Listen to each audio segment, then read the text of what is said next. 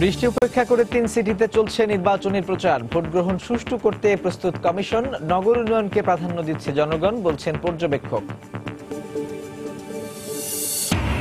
সংসদ সদস্যদের সিটি নির্বাচনী প্রচারণায় অংশগ্রহণ বন্ধে স্পিকারের কাছে ইসির চিঠি। প্রচারে যোগ দেয়ায় গাজীপুর ও খুলনার মেয়রকে সতর্ক বার্তা। এবং জাতীয় নির্বাচনের বেশ আগে ভাগেই ঢাকা 16 আসনে তৎপর আওয়ামী লীগ। সরকারের চাপে মাঠে নামতে না পারার অভিযোগ বিএনপির।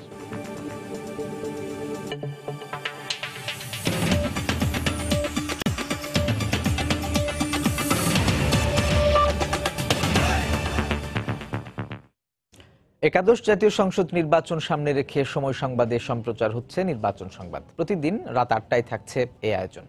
এতে নির্বাচনী খবরের পাশাপাশি থাকছে জাতীয় সংসদের আসন ভিত্তিক ভোট সংলাপ। আজ থাকছে ঢাকা 16 আসন নিয়ে। নির্বাচন সংবাদের সঙ্গে আছি সাজিদ রাজু। সিলেট নগরীর যানজট নিরসন, জলাবদ্ধতা নিরসন, হকার মুক্ত ফুটপাত সহ নানা প্রতিশ্রুতি নিয়ে ইশতেহার ঘোষণা করলেন আওয়ামী লীগ প্রার্থী বদরুদ্দিন আহমেদ কামরান। এদিকে বরিশাল ও রাজশাহীতেও বৃষ্টি উপেক্ষা করে প্রচারণায় ব্যস্ত সময় পার করেছেন মেয়র ও কাউন্সিলর প্রার্থীরা। নিজেদের প্রতিশ্রুতি নিয়ে যাচ্ছেন ভোটারদের কাছে। যদিও বিশেষজ্ঞরা বলছেন প্রতিশ্রুতি নয়, শিক্ষা, সংস্কৃতি ও নগর উন্নয়নে পর্যাপ্ত জ্ঞান নির্ভর প্রার্থীর পক্ষেই রায় দেবেন সাধারণ ভোটাররা। উদ্যোগ নেওয়া হবে ফ্লাইওভার নির্মাণে, বিশ্বের অন্যান্য শহরের মতো আলাদা সাইকেল লেন স্থাপনে কার্যকরী পদক্ষেপ গ্রহণ করা হবে। প্রচারণার জন্য আর 3 দিন সময় বাকি হাতে। এমন সময় নির্বাচনী ইশতেহার ঘোষণা করলেন সিলেট সিটি কর্পোরেশন নির্বাচনের আওয়ামী লীগের মেয়র প্রার্থী বদরুদ্দিন আহমেদ কামরান। এ সময় নগরীর যানজট নিরসনে লিংক রোড তৈরি, ফুটপাত হকার মুক্ত করে হকারদের পুনর্বাসন, জলাবদ্ধতা নিরসন সহ 33 দফা নির্বাচনী ইশতেহার ঘোষণা করেন তিনি।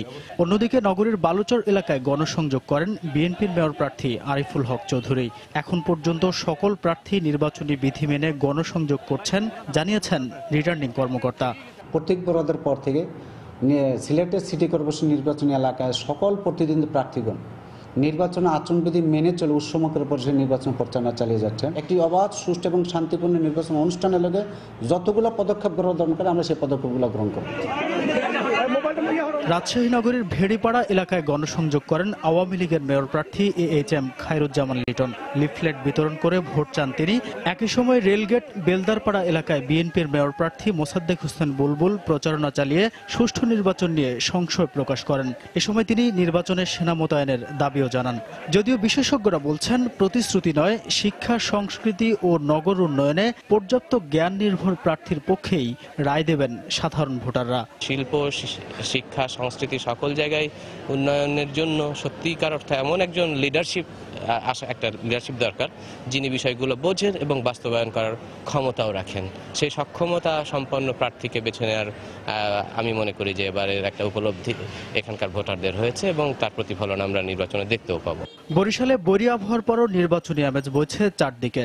নগরের উন্নয়নের পাশাপাশি নারী ও শিশু বান্ধব প্রার্থীকেই কাজ করার সুযোগ দিতে চান সাধারণ ভোটাররা। এবার আমরা চাই নারী বান্ধব মেয়র হিসেবে যোগদান করুক। সৎ, যোগ্য প্রার্থী ভোট দিতেছে। শিশুদের জন্য যেন একটা সুন্দর এটা ক্ষেত্র তৈরি হয়, সেই ক্ষেত্রে যে মেয়র কাজ করবেন আমরা তাকেই চাচ্ছি। জনগণের জন্য যারা কাজ করতে পারবে, এই ধরনের মেধাবী যে তরুণ প্রজন্মের যারা প্রার্থী, সেই প্রার্থীদেরকে নির্বাচিত করবে।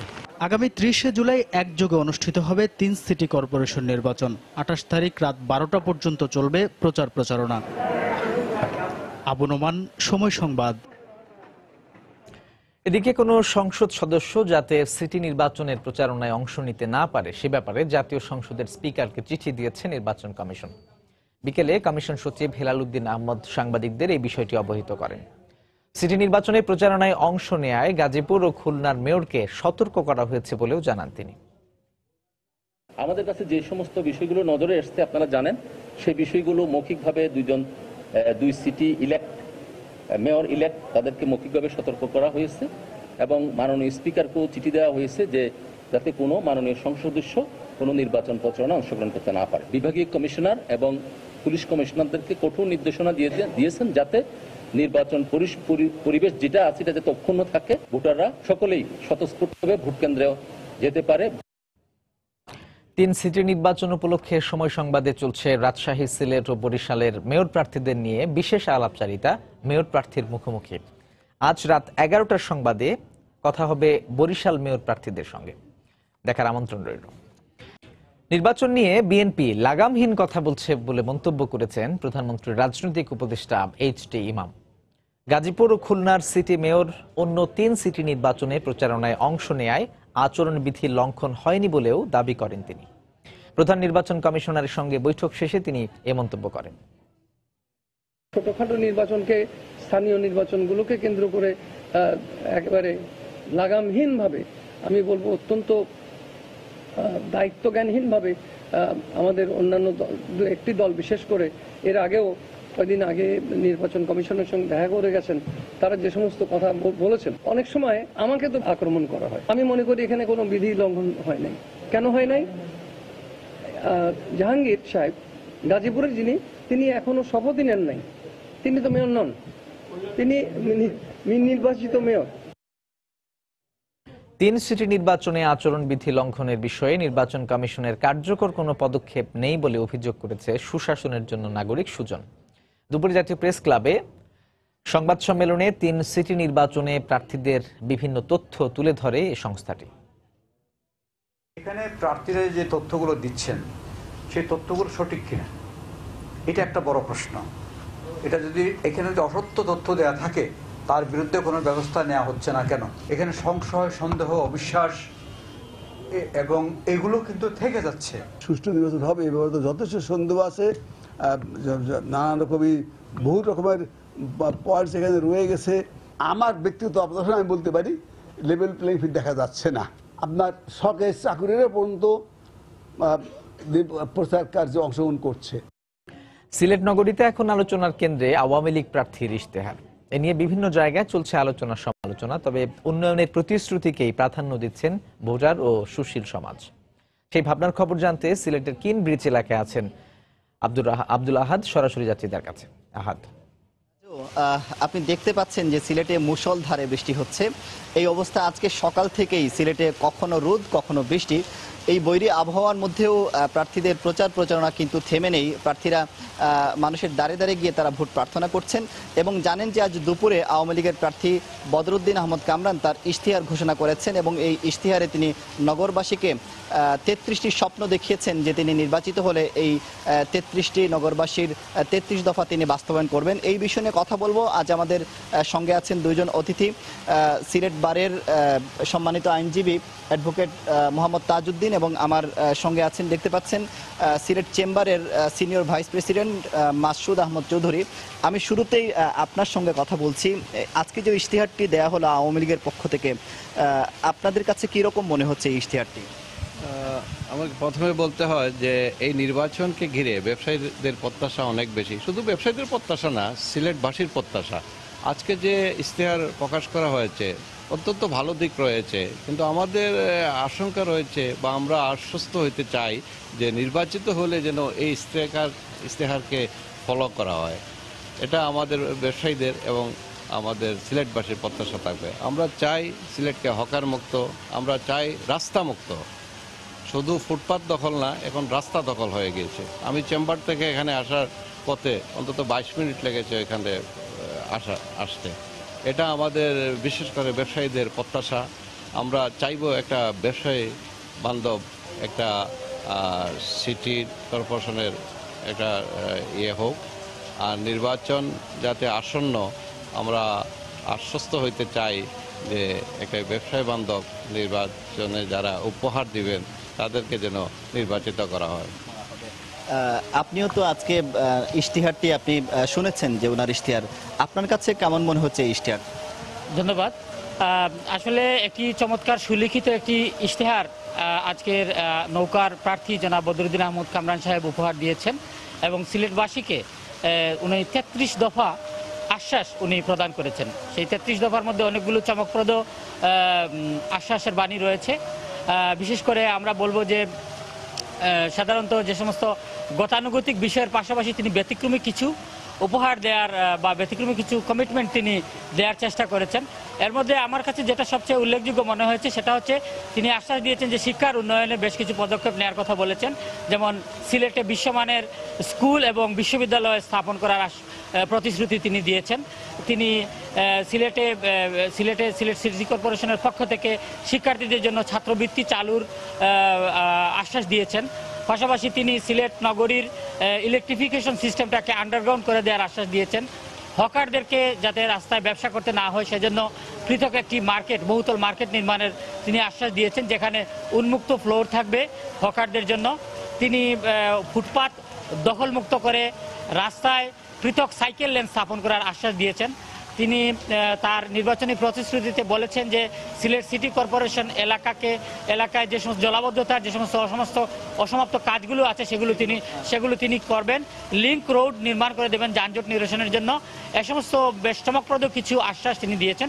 আমরা আশা করব তিনি যদি নির্বাচিত হন তাহলে তার নির্বাচনী প্রতিশ্রুতিগুলো যে 33 দফা তিনি ঘোষণা করেছেন সেগুলো তিনি যথাযথভাবে বাস্তবায়ন করবেন। ধন্যবাদ আপনাকে। আচ্ছা, যে নির্বাচনটা হতে যাচ্ছে 30 তারিখে, আপনি নির্বাচনটা কেমন নির্বাচন চান? আমার মনে হয় আমরা যতটুকু দেখেছি সুষ্ঠু নির্বাচন হবে, এতে আমার মনে হয় সন্দেহ নাই।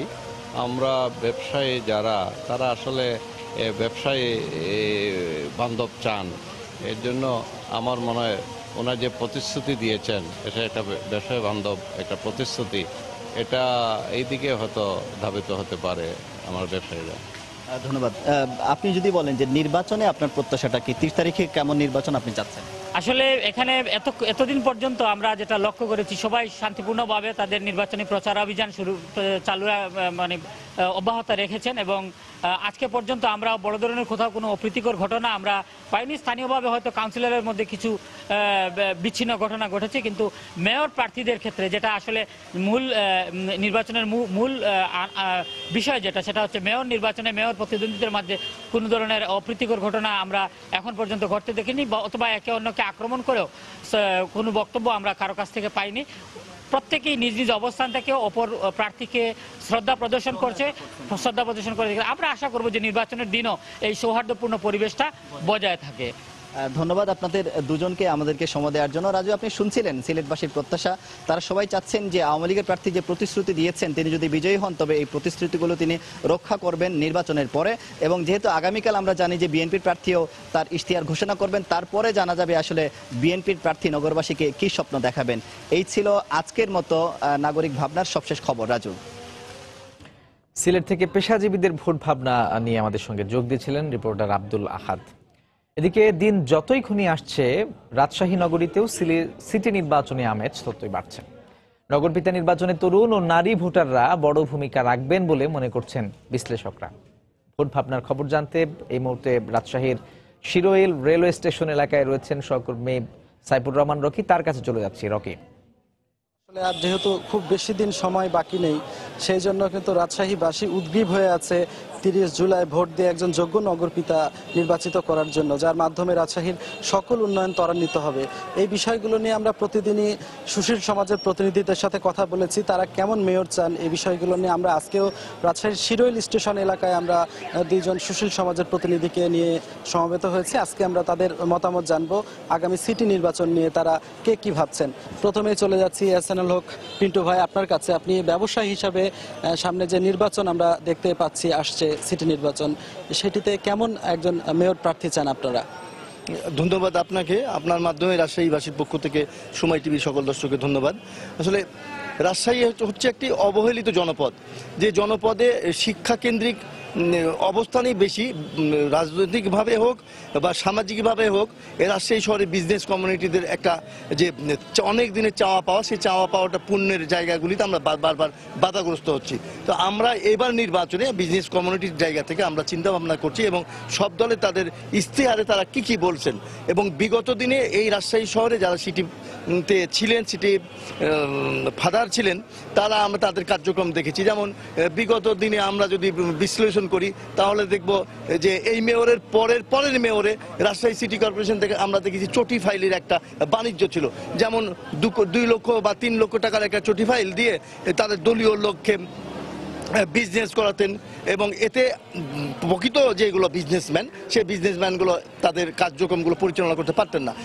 পরবর্তী আমরা দেখলাম একজন যিনি মেয়র হলেন তিনি আবার ওটা বন্ধ করে দিয়ে একটা প্যাকেজের মাধ্যমে রাজশাহী শহরের উন্নয়ন করার একটা প্রক্রিয়া লিপ্ত হলেন এবং বিগত দিনে যিনি মেয়র ছিলেন তিনিও একটা কার্যক্রমটা যেন কেমন স্থিরভীত অবস্থার মধ্যে হয়ে গেল এবং রাজশাহীর বিজনেস কমিউনিটিদের অবস্থাটা নষ্ট হয়ে গেল। তো এবার আমরা দেখছি সব দলের ইশতেহারের মাঝখানে এইচ.এম. খায়রুজ্জামান লিটনের ইশতেহারে আমরা দেখতে পেলাম যে ঢাকা থেকে রাজশাহীতে যেই ট্রেনগুলো যাবে তাতে একটা কার্গো লাগেজ লাগানো হবে।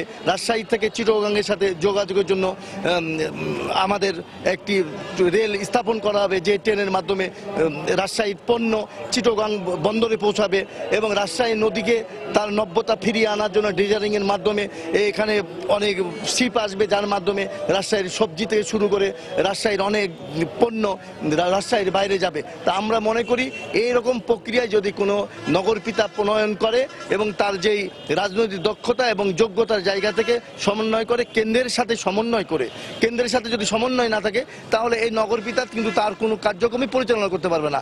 তাই আমরা একজন নগরপিতা এমন একজন নগরপিতা আমরা রাজশাহীর মানুষ চিন্তা করছি যিনি রাজশাহীর মানুষের চিন্তা চেতনা এবং রাজশাহীর মানুষের যেন শিক্ষার পাশাপাশি বিজনেসের জায়গাগুলো তারা নিশ্চিত করে এবং বিজনেসম্যানরা তারা তাদের কার্যক্রমগুলো পরিচালনা করে সঠিক বিজনেসম্যানের হাতে বিজনেসটা থাকে এবং তারা যেন রাজশাহীর ডেভেলপমেন্ট ওয়ার্কগুলো তাদের মাধ্যমে করতে পারে এই আশাবাদী আমি ব্যক্ত করছি।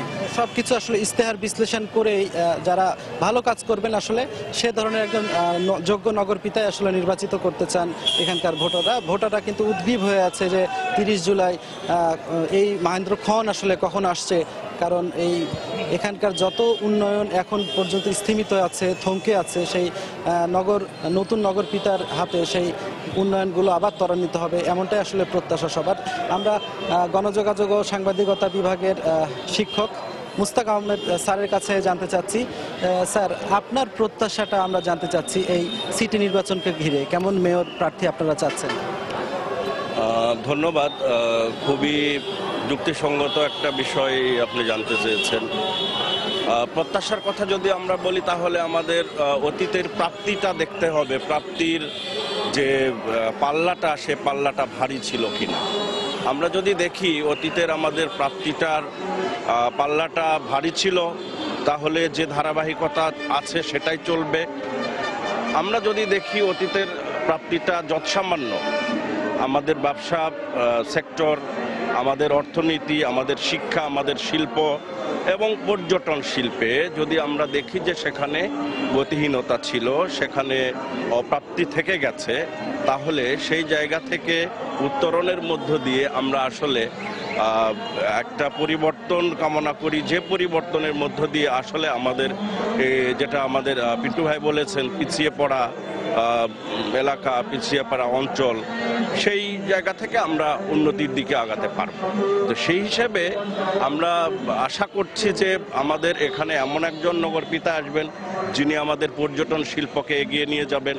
রাজশাহী খুব ছোট একটা শহর, কিন্তু আমরা এত ছোট আকারে রাজশাহীকে দেখতে চাই না, আমরা আরো একটু বৃহৎ পরিসরে রাজশাহীকে দেখতে চাই। আমরা রাজশাহীর ভেতর দিয়ে শুধু দুইটা রাস্তা এই মাথা থেকে ওই মাথা যাতায়াত করবে আমরা সেটা কামনা করি না। আমরা আরো বৃহৎ আকারে দেখতে চাই যে রাজশাহীর চারপাশ দিয়ে বৃহৎ রাস্তার মালা তৈরি করা হয়েছে, যে মালা দিয়ে আমরা রাজশাহীর চারপাশে আমরা চলাফেরা করছি। একই সাথে আমরা সৌভাগ্যবান এই কারণে যে রাজশাহীতে একটা অনেক বড় পদ্মা নদী আছে, এই নদীকে কেন্দ্র করে আমরা কিন্তু পর্যটন শিল্পটাকে অনেক দূর এগিয়ে নিয়ে যেতে পারবো এবং এই ধরনের এই কাজগুলো যারা করবে আশা করছি যে এরকম প্রার্থী আমরা চাই এবং নগরপিতা হিসেবে তাকে সামনে আমরা দেখতে চাই। রাজা, আপনি শুনছিলেন যে আসলে সবারই প্রত্যাশা যে একজন যোগ্য নগরপিতা রাজশাহীকে এগিয়ে নেওয়ার ক্ষেত্রে যা যা করণীয় এই ধরনের একজন মেয়রকেই আসলে তারা বেছে নিতে চান। এইভাবে আমরা নানা শ্রেণী পেশার মানুষের সাথে কথা বলেছি এবং সবারই কিন্তু প্রত্যাশা রাজশাহীর জন্য একজন ভালো নগরপিতা তারা বেছে নিতে চান। এই ছিল এখন পর্যন্ত আমার কাছে নির্বাচনের খবর। রাজু, রাজশাহী থেকে আমাদের সঙ্গে যোগ দিচ্ছিলেন সহকর্মী সাইফুর রহমান রকি। নির্বাচন নিয়ে প্রধানমন্ত্রীর দিক নির্দেশনাই সরকারের নির্দেশনা বলে জেলা প্রশাসকদের জানিয়ে দিয়েছেন সড়ক পরিবহন ও সেতুমন্ত্রী ওবায়দুল কাদের। তিনি বলেন, প্রধানমন্ত্রীর নির্দেশনার বাইরে আলাদা করে কিছু বলার নেই সরকারের। জেলা প্রশাসক সম্মেলন শেষে সাংবাদিকদের মুখোমুখি হয়ে এই বিষয়টি জানান ওবায়দুল কাদের। নির্বাচন শিডিউল ডিক্লেয়ার করবে, এটার 3.5 মাসের মতো সময় আছে, 3 মাস। কাজেই এ সময়ে তাদের প্রতি সরকারের যে জেনারেল মেসেজ, সেটা সরকার প্রধান মাননীয় প্রধানমন্ত্রী অলরেডি ডিসি সম্মেলন উদ্বোধন করতে গিয়ে যে মেসেজটা দিয়েছেন, আমরা তার সঙ্গে সরকার, আমরা মন্ত্রীরা, আমরা সবাই। জাতীয় নির্বাচন সামনে রেখে দেশের আইন শৃঙ্খলা পরিস্থিতি স্বাভাবিক রাখার ক্ষেত্রে সতর্ক থাকতে জেলা প্রশাসকদের নির্দেশ দেওয়া হয়েছে বলে জানিয়েছেন শিল্পমন্ত্রী আমির হোসেন আমু। দুপুরে সচিবালয়ে জেলা প্রশাসকদের সঙ্গে বৈঠক শেষে তিনি সাংবাদিকদের এই কথা বলেন। আইন শৃঙ্খলার ব্যাপারে বলা আছে যে আইন শৃঙ্খলার প্রতি তারা দৃষ্টি দিচ্ছেন, যেভাবে আইন শৃঙ্খলা নিয়ন্ত্রণাধীন রয়েছে এইভাবে যাতে নিয়ন্ত্রণ থাকেন, এবং আমাদের মাননীয় প্রধানমন্ত্রীর যে ঘোষণা জিরো টলারেন্স অ্যাবাউট মাদক, এই ব্যাপারে যাতে তারা সেইভাবে কাজ করে। দু একটি জায়গায় দু একটা ঘটনা তারা, ওই যেমন সারের ব্যাপারে, গুদামের ব্যাপারে দাবি জানিয়েছেন। সার বিতরণ নিয়ে আলোচনার কোনো অবকাশ নাই, কারণ সার বিতরণ অত্যন্ত সুষ্ঠুভাবে হয়ে আসছে। বিএনপি চেয়ারপারসন বেগম খালেদা জিয়াকে ছাড়া দেশে কোনো নির্বাচন হতে দেয়া হবে না বলে মন্তব্য করেছেন দলটির স্থায়ী কমিটির সদস্য ব্যারিস্টার মওদুদ আহমদ। রাজপথে আন্দোলনের মাধ্যমে দ্রুত তাকে মুক্ত করা হবে বলেও জানান তিনি। বিকেলে জাতীয় প্রেস ক্লাবে এক আলোচনা সভায় মওদুদ আহমদ এই কথা বলেন। আজকে যদি এই দেশে কোনো সত্যিকার অর্থে জবাবদিহিমূলক সরকার থাকতো, তাহলে প্রত্যেকটা ইস্যুতে তারা পদত্যাগ করতে বাধ্য হতো। এই কয়লা ইস্যুতে সরকার পদত্যাগ করতো অন্য কোনো দেশ হলে।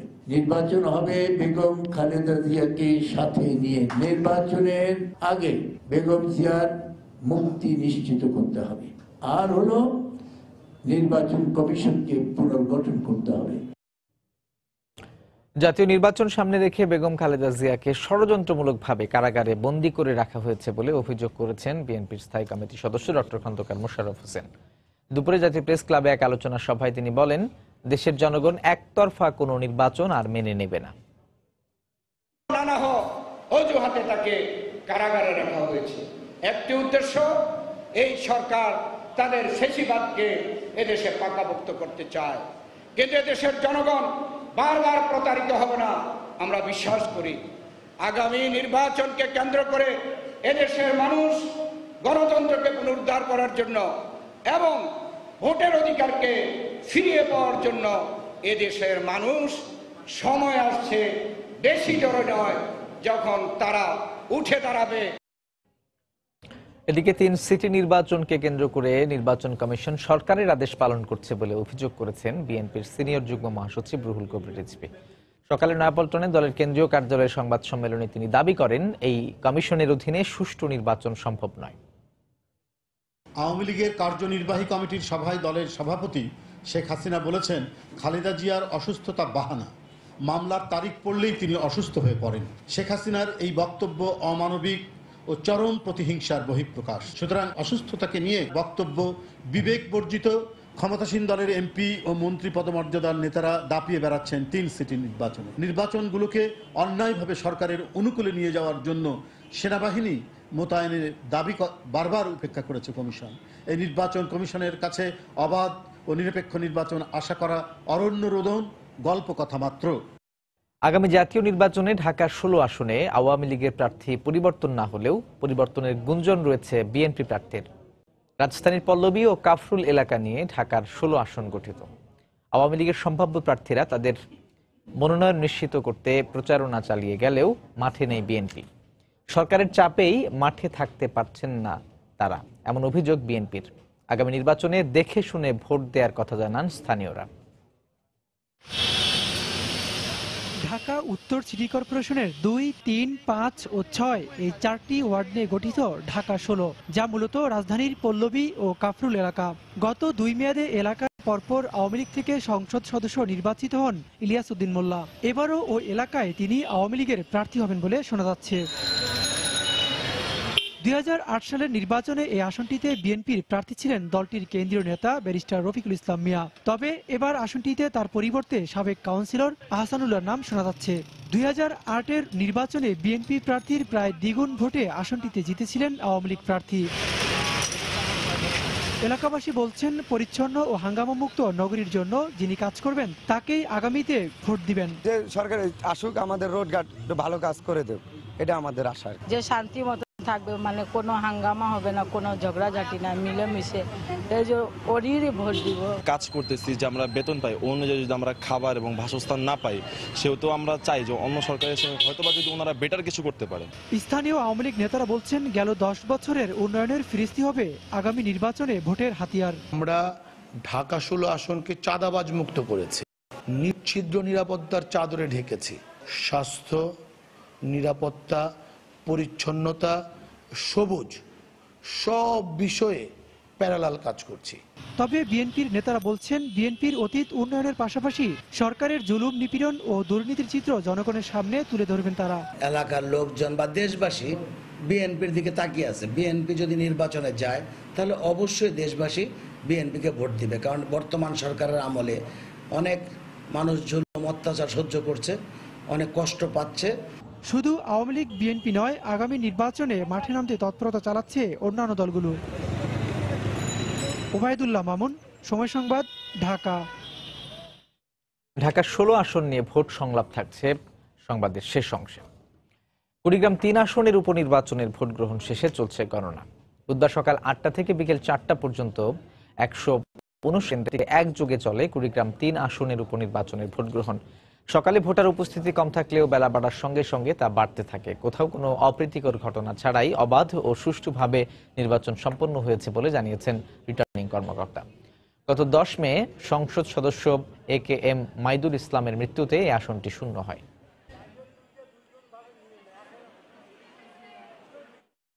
আমি কোনোদিনও ভোট দেই নাই, আমি এবার ভোট দিতে এসে আমার খুবই ভালো লাগছে।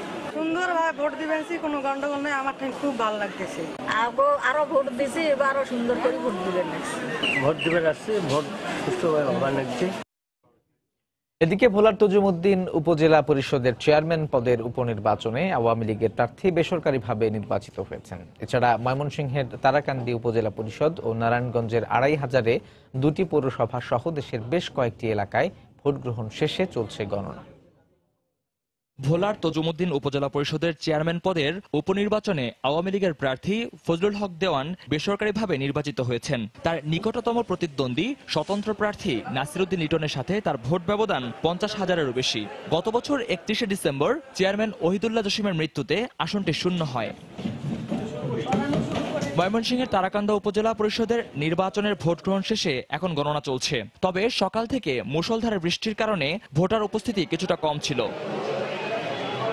বৈরী আবহাওয়া উপেক্ষা করে মেয়র ও কাউন্সিলর নির্বাচনে ভোট দেন নারায়ণগঞ্জের 2500 ও গোপালদী পৌরবাসী। কোথাও কোনো অপ্রীতিকর ঘটনা ছাড়াই অবাধ ও সুষ্ঠুভাবে নির্বাচন সম্পন্ন হয়েছে বলে জানিয়েছেন রিটার্নিং কর্মকর্তারা। জয়পুরহাটে খেতলাল উপজেলার বড়াইল ইউনিয়ন পরিষদের সাধারণ নির্বাচনের ভোট গ্রহণ শেষে গণনা চলছে।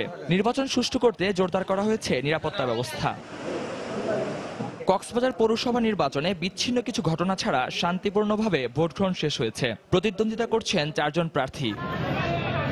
খাগড়াছড়ির মানিকছড়ি উপজেলার যোগ্যাছলা ইউনিয়ন পরিষদ নির্বাচনে কারচুপির অভিযোগে দুপুরে বিএনপি ও স্বতন্ত্র প্রার্থী নির্বাচন বর্জন করেন। তবে 9টি কেন্দ্রে কড়া নিরাপত্তায় চলে ভোট গ্রহণ। শেখ মহিউদ্দিন, সময় সংবাদ। নির্বাচন সংবাদে প্রতিদিনই আমরা চেষ্টা করছি দেশের প্রতিটি সংসদীয় আসনের স্থানীয় রাজনীতি সম্পর্কে আপনাদের জানাতে। আজ থাকছে ঢাকা 16 আসন নিয়ে ভোট সংলাপ।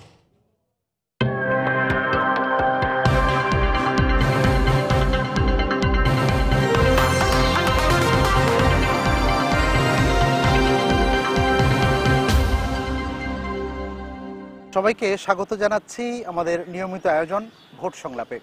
একাদশ জাতীয় সংসদ নির্বাচনকে সামনে রেখে দেশের প্রতিটি সংসদীয় আসনেই আমাদের এই আয়োজন হয়ে থাকে। আর এরই ধারাবাহিকতা আজ আমরা কথা বলবো ঢাকা 16 আসন নিয়ে। আমাদের সঙ্গে কথা বলার জন্য দুজন সম্মানিত অতিথি এখানে উপস্থিত রয়েছেন। বিএনপি ঢাকা মহানগর উত্তরের যুগ্ম সম্পাদক চেয়ারম্যান বেলাল হোসেন এবং আমার বাম দিকে রয়েছেন মোহাম্মদ আব্দুল আহাদ আনসারী, তিনি রূপনগর থানা আওয়ামী লীগের সহসভাপতি। আপনাদের দুজনকে আমরা স্বাগত জানাচ্ছি আমাদের আজকের এই অনুষ্ঠানে। চেয়ারম্যান বেলাল হোসেন, আপনার কাছে প্রথমে জানতে চাইব যে দীর্ঘদিন আপনারা ক্ষমতায় নেই, তো এই আসনে যে বিগত সময়ের আপনাদের প্রতিনিধিত্ব ছিল, এখন আসলে কোন বিষয়টিকে সামনে রেখে আপনারা সামনে নির্বাচন এবং সেজন্য প্রস্তুতি নিচ্ছেন? আমরা গণতন্ত্রে বিশ্বাসী। আগামী দিনে আমরা চাই এই গণতন্ত্রকে প্রতিষ্ঠা করার জন্য ওনারা যদি মনে করেন যে বাংলাদেশে গণতন্ত্র দরকার আছে, ওনারা যদি গণতন্ত্রকে বিশ্বাস করেন, ওনারা যদি মুক্তিযোদ্ধাকে বিশ্বাস করেন, তাহলে অবশ্যই ওনারা গণতন্ত্রকে বিশ্বাস করবেন। এবং গণতন্ত্রকে বিশ্বাস করার জন্য আমি মনে করি যে ওনারা এখানে একটি নির্দলীয় সরকার মেনে নিয়ে নিরপেক্ষ নির্বাচন দেওয়ার জন্য আমি মনে করি যে ওনারা দেশকে সামনে এগিয়ে নেওয়ার জন্য চিন্তা করতে পারেন। তাছাড়া যদি ওনারা মনে করেন যে উন্নয়ন যদি ওনারা ঘুমের উন্নয়নকে উন্নয়ন বলেন, ওনারা যদি ভোট চুরিকে উন্নয়ন বলেন, ওনারা যদি ব্যাংক ডাকাতিকে উন্নয়ন বলেন, এতে আমরা বিশ্বাসী না। আমরা বিশ্বাসী এদেশের জনগণের ভোট জনগণকে দিতে দিবেন, জনগণ যদি তাদের ভোট সুষ্ঠুভাবে প্রয়োগ করতে পারে, আমরা বিশ্বাস করি যে ওনারা এই আগামী নির্বাচনে 10টি আসনের বেশি পাবে বলে আমাদের বিশ্বাস না। আর এই ভয়েই ওনারা এই গণতন্ত্রের প্রতি অশ্রদ্ধা করতেছেন এবং গণতন্ত্রকে বিশ্বাস না করে ওনারা নির্বাচনকে বয়কট করার চিন্তা করতেছেন। আপনার বক্তব্য কি আপনার আসনকে কেন্দ্র করে? জাতীয়ভাবে সবাই জানে যে ওনারা কিভাবে মানুষকে হত্যা করেছেন, গুম করেছেন। এই আসনের আমাদের নেতা কর্মীদেরকে, আমাদের নেতা একজন আমাদের এস এ মান্নান কোচি ভাই, আমাদের এখন বর্তমান যুগ্ম সাধারণ সম্পাদক আওয়ামী লীগ, তখন সে ছাত্রলীগের সাধারণ সম্পাদক ছিল অবিভক্ত ঢাকা মহানগরে। তার উপর কি ধরনের তার বিরুদ্ধে 3টি মার্ডার কেস, আরো অনেকগুলি মামলা, তার 4জন ভাইয়ের বিরুদ্ধে মামলা মোকদ্দমা, একজন মুক্তিযোদ্ধা, আমাদের মুক্তিযোদ্ধা কমান্ডার, যুদ্ধাহত মুক্তিযোদ্ধা আমির হোসেন মোল্লা, তার বিরুদ্ধে দুনিয়ার মামলা মোকদ্দমা। তারপরে সিরাজের বিরুদ্ধে আমির হোসেন আরেকজন মোল্লা আছে আমাদের, তার বিরুদ্ধে মামলা। এগুলি করে টরে অত্যাচার করে মিরপুরে আমাদের 16 আসনের যে জনগণ আছে তাদের কাছ থেকে ওনারা বিচ্ছিন্ন হয়ে গেলেন। আমাদের 16 আসনের জনগণ এই চাঁদাবাজি, তারপরে সন্ত্রাসী, তারপরে গুম হত্যা, মানুষকে ওনাদের দলের লোকরা ওনারা অনেক সময় মেরে ফেলছে। এরপরে আমরা দেখেন ওনাদের এইগুলি করে করে ওনার জনগণ থেকে বিচ্ছিন্ন হয়ে গেল। আসলো নির্বাচনে 16 আসন থেকে ওনারা একেবারে জামানত বাজেয়াপ্তর মতো ভোট পায় তারা বিদায় হয়ে গেছেন। আমাদের দল, আমরা ওখানে আমাদের এমপি নির্বাচিত হয়েছেন এবং আমরা ক্ষমতায় এসে। আগামী নির্বাচনকে কেন্দ্র করে আপনাদের এই আসনের কি প্রস্তুতি রয়েছে, এক বাক্যে যদি এটি আমাকে জানান। জনগণের ভোট প্রতিষ্ঠা হবে, জনগণের ভোটাধিকার প্রয়োগ করবে এবং সেইখানে আমাদের যেই আসুক আমাদের কোনো আপত্তি নেই। দেশনেত্রী বেগম খালেদা জিয়াকে প্রথম মুক্তি দিতে হবে এবং দেশনায়ক তারেক রহমানের মামলা প্রত্যাহার করতে হবে। সেই সাথে উনি মামলার কথা বলছেন। বাংলাদেশে এখন সর্বশ্রেষ্ঠ মামলাবাজ হলো আওয়ামী লীগ। আমাদের 15 লক্ষ লোকের বিরুদ্ধে মামলা দেওয়া আছে, এমন কোন নেতা নাই যেই নেতার বিরুদ্ধে 15 থেকে 20টা মামলার নিচে আছে। তাহলে ওনারা যদি মামলার কথা আজকে বলে, এটা দেশের জাতি এটা জানে, এটা স্বীকৃত সর্বস্বীকৃতি। আওয়ামী লীগকে এখন আর গণতান্ত্রিক দল বলা যায় না, একটা মামলাবাজ দল হিসাবে আখ্যায়িত করা যায়। নির্বাচনী প্রস্তুতির বিষয়গুলো একটু দয়া করে জানাবেন। আমি আমাদের এই আসনের কথা বলতে চাই। এই অবাধ সুষ্ঠু নির্বাচন যদি আমাদের আসনে দেওয়া হয়, এদেশে হবে এবং সেই নির্বাচনে আমি বিশ্বাস করি বিএনপির যে ক্যান্ডিডেট কি দেখ তাদেরকে জনগণ আগেই প্রত্যাখ্যান করেছে। তারা ছিনতাইকারী, চাঁদাবাজ, সন্ত্রাসী, মাদক ব্যবসায়ী। আপনারা জানেন এখন বর্তমানে মাদক নিয়ন্ত্রণের জন্য আমাদের একটা কর্মসূচি চলছে। এই কর্মসূচিতে অনেক বিএনপির নেতা কর্মী মানে এখন গা ঢাকা দিয়ে মাদক ব্যবসার থেকে দূরে সরে যাচ্ছে। এরা তো নির্বাচনে মাঠে থাকতে পারবে না, এদের এই মাদক ব্যবসা নিয়ে ছাড়া তো ওদের কাজ নাই। এই জন্য তারা আবারও ভয় পাচ্ছে। আমরা ইনশাল্লাহ আগামী নির্বাচনে আমাদের 16 আসন থেকে আমরা এবার আশা করছি আমাদের নেতা, দুর্দিনের নেতা এস এ মান্নান কোচি, বর্তমানে যুগ্ম সাধারণ সম্পাদক ঢাকা মহানগর উত্তর আওয়ামী লীগের, আমরা আশা করতেছি আমরা তার নেতৃত্বে, ইতিমধ্যেই আপনারা জানেন পল্লবীতে আমাদের এই 16 আসনে আমাদের মাননীয় প্রধানমন্ত্রী তার নির্দেশে এবং আমাদের প্রয়াত আনিসুল হক মেয়র সাহেবের সাথে একটা আমাদের এস এ মান্নান কোচি সাহেবের সাথে তার একটা সম্পর্ক ছিল বিজেপির ভাইস প্রেসিডেন্ট হিসাবে। উনি বিজেপির সাথে 6 বার ডাইরেক্টর নির্বাচিত হয়েছেন, 3 বার ভাইস প্রেসিডেন্ট নির্বাচন হয়েছেন ইউনিভার্সিটি বিএফটিও ওখানকার সে ভাইস প্রেসিডেন্ট আছেন প্রশাসনে, উনি তাদের সাথে আলোচনা করে আমাদের পল্লবী এলাকার উন্নয়নমূলক এবং রাস্তাঘাট, ওনাদের সময় যে রাস্তাঘাট ছিল চলা যেত না, পানিতে ডুবে থাকতো, মানুষ চলতে পারতো না, ঘর থেকে বের হতে পারতো না, সেইগুলিকে নিরসন করার জন্য আলোচনা করে 400 কোটি টাকার একটি 380 কোটি টাকার এখানে প্রজেক্ট প্রকল্প বরাদ্দ দেন। আমরা আশা করতেছি মাননীয় প্রধানমন্ত্রী আমাদের নেতা এস এম মান্নান কোসি এবার নির্বাচনে অংশগ্রহণ করতে চাচ্ছেন এবং উনি নমিনেশন প্রত্যাশী। দুর্দিনের কর্মী হিসাবে মাননীয় প্রধানমন্ত্রী নিজেও বলেছেন যে আমার দুর্দিনের অনেক কর্মী অবহেলিত হয়েছেন, তাদেরকে এবার উনি দেখবেন। আমি মাননীয় প্রধানমন্ত্রীর কাছে আজকে অনুরোধ করতে চাই যে আমাদের এস এম মান্নান কোসিকে যদি সামনে নির্বাচনে নমিনেশন নৌকা মার্কায় দেওয়া হয়, আমাদের জনগণ অবশ্যই সমস্ত আপামর জনসাধারণ এবং দলের নেতা কর্মী সবাইকে নিয়ে আমরা নির্বাচন করব এবং সেই নির্বাচনে আমরা বিপুল ভোটে বিজয়ী হয়ে আমরা আবার এই সরকারের হাতকে শক্তিশালী করব। আপনারা তো সেখানে প্রতিনিধিত্ব ছিলেন, তো সেক্ষেত্রে আপনাদের কি কি অবদান আছে? কেবল উন্নয়ন এবং পরিকল্পনা দুটো একসাথে বলবেন দয়া করে। যেহেতু রাস্তাঘাটের উন্নয়নের কথা উনি বলছেন, আমি বলবো যে রাস্তাঘাটের উন্নয়ন তো হয়ই নাই। ওনাদের উন্নয়ন হয়েছে কোথায় জানেন? ওনাদের উন্নয়ন হয়েছে ব্যাংক লুটপাটের উন্নয়ন হয়েছে, ওনাদের উন্নয়ন হয়েছে গুমের উন্নয়ন হয়েছে, ভোট চুরির উন্নয়ন হয়েছে। একটু বৃষ্টি হলেই ঢাকা শহরে যাওয়ার কোনো পথ আর নাই, পানিতে টোটাল সয়লাভ হয়ে যায় রাস্তাঘাট। তখন দেখা যায় যে রাস্তাঘাটে পানি, ওটা রাস্তাঘাটের পানি মানে মাটি ভরাট করে ওটা রাস্তাঘাটের পানি বৃদ্ধি করা যায়। অর্থাৎ রাস্তাকে নদী বানানোর জন্য যে উন্নয়নটা হয়েছে ওনাদের মাধ্যমে এটা হয়েছে, কিন্তু গাড়ি চলার মতো নাই। প্রত্যেক সপ্তাহে দেখবেন যে অন্তত 10,000 টায়ার অতিরিক্ত লাগতেছে, কারণ এই খতার জন্য টায়ার, জনগণের টায়ার, এতে অর্থনৈতিক জনগণের ক্ষতি হচ্ছে, অর্থনৈতিক ক্ষতি হচ্ছে, সব কিছুর দিক থেকে ক্ষতি হচ্ছে। তারপরে দেখেন একটা সিটি নির্বাচন, ওটা একটা সিটি নির্বাচন আদ্যবধ ঢাকা শহর এমন একটা গুরুত্বপূর্ণ শহর, বাংলাদেশ যেখানে কেন্দ্রবিন্দু, সেখানে উন্নয়নের কথা বলতেছে, সেখানে আজকে কতদিন পর্যন্ত সিটি নির্বাচন হচ্ছে না। নিউট্রাল গভর্নমেন্টের নির্বাচন দেন, তারপরে উন্নয়নের কথা বলেন। উইদাউট উন্নয়ন গণতন্ত্র উন্নয়ন বলবেন, এটা এই পাবলিক বিশ্বাস করে না। তাহলে যদি হইতো তাহলে বাংলাদেশের ব্যাংক লুট হইতো না, যদি তাই হইতো বাংলাদেশের হাজার হাজার অর্থ সুইজারল্যান্ডের ব্যাংকে জমা হইতো না। অর্থাৎ আপনারা উন্নয়ন করতেছেন কি? জনগণের পকেট থেকে টাকা নিয়ে আপনাদের পকেটের উন্নয়ন করতেছেন। এছাড়া আমরা আপনাদের কোনো উন্নয়ন দেখছি না। এই উন্নয়ন থেকে আপনারা বিরত থাকেন, জনগণকে ভোট দেওয়ার সুযোগ দেন। আপনারা একটা নিরপেক্ষ গভর্নমেন্টের অধীনে ভোট দিতে বলেন এবং আপনাদের প্রধানমন্ত্রীকে বিনীতভাবে অনুরোধ করবো, দেশের স্বার্থে হোক, আগামী এই জনগণের স্বার্থে হোক, ওনাকে বলেন যে পদত্যাগ করতে, পদত্যাগ করে একটা নিউট্রাল গভর্নমেন্টের মাধ্যমে নির্বাচন দিতে বলেন। আমাদের এই যে কর্মসূচিগুলি আমাদের উন্নয়নের চলছে 400 কোটি টাকার, এবং এটা সেকেন্ড ফেজের কাজ চলছে। ফার্স্ট ফেজের 200 কোটি টাকার কাজ শেষ হয়েছে এবং আমাদের দেখেন মিরপুরে প্রত্যেকটা স্কুল কলেজ মাদ্রাসা সব কত সুন্দরভাবে এখন চলছে। জনগণ আমাদের সাথে আছে এবং আমরা মিরপুরের জনগণ আমাদের নেতা এস এম মান্নান কোসির সাথে সবাই ঐক্যবদ্ধ। আমরা ইনশাল্লাহ আমাদের এই সিটকে আমরা বিপুল ভোটে জয়ী করে আমরা মাননীয় প্রধানমন্ত্রীকে উপহার দিব। কোনো কারণবশত মাননীয় প্রধানমন্ত্রী যদি আমাদের নেতাকে না দিয়ে আমাদের দলের অন্য কাউকে দেয় বা যাকেই দিক না কেন, আমাদের নৌকার প্রতীক যে ওখানে নির্বাচন করবে, আমি বিশ্বাস করি আল্লাহর রহমতে ওখানে বিএনপির যে প্রার্থী আসুক না কেন বা যে দলেরই আসুক না কেন, তার জামানত টিকাতে পারবে না। বা প্রত্যেকটা জনগণ আমাদের দলের পক্ষে আছে। আগামী নির্বাচনকে কেন্দ্র করে একটা প্রস্তুতি তো অবশ্যই আছে, তো সেই প্রার্থীর ব্যাপারে আপনাদের জোট এবং দল এই দুটির মনোভাব আসলে কি? আমাদের ওখানে এখন বর্তমানে যারা প্রার্থী আছেন, এরা তার মধ্যে মোয়াজ্জেম সাহেব আছেন, তারপরে তরুণ আছেন, আমিনুল সাহেব আছেন, এমনকি আমরাও তরুণ হিসাবে আসতে পারি।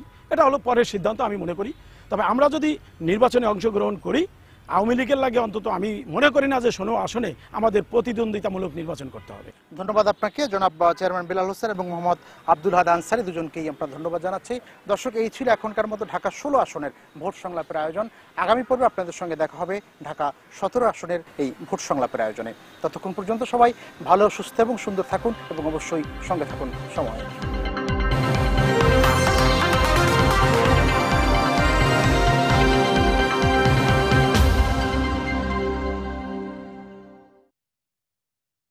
দেখছিলেন ভোট সংলাপ। এই পর্যায়ে শীর্ষ সংবাদ জানিয়ে দিচ্ছি আরো একবার। বৃষ্টি উপেক্ষা করে 3 সিটিতে চলছে নির্বাচনী প্রচার। ভোট গ্রহণ সুষ্ঠু করতে প্রস্তুত কমিশন। নগর উন্নয়নকে প্রাধান্য দিচ্ছে জনগণ, বলছেন পর্যবেক্ষক। সংসদ সদস্যদের সিটি নির্বাচনী প্রচারণায় অংশগ্রহণ বন্ধে স্পিকারের কাছে ইসির চিঠি, প্রচারে যোগ দেয়ায় গাজীপুর ও খুলনার মেয়রকে সতর্ক বার্তা। এবং জাতীয় নির্বাচনের বেশ আগে ভাগেই ঢাকা 16 আসনে তৎপর আওয়ামী লীগ, সরকারের চাপে মাঠে নামতে না পারার অভিযোগ বিএনপির। এই ছিল এখনকার মতো। যে কোনো খবর পেতে ভিজিট করুন সময়নিউজ.tv। যে কোনো বাংলা লিংক রবি নম্বর থেকে সময় সংবাদের খবর, অনুষ্ঠান সম্পর্কে জানতে এবং যে কোনো তথ্য সময় সংবাদকে জানাতে ডায়াল করুন 16242 নাম্বারে। এছাড়া এইমাত্র পাওয়া খবর আপনার মোবাইলে পেতে SMS করুন *BN লিখে পাঠিয়ে দিন 16242 নাম্বারে। সঙ্গে থাকুন সময়ে।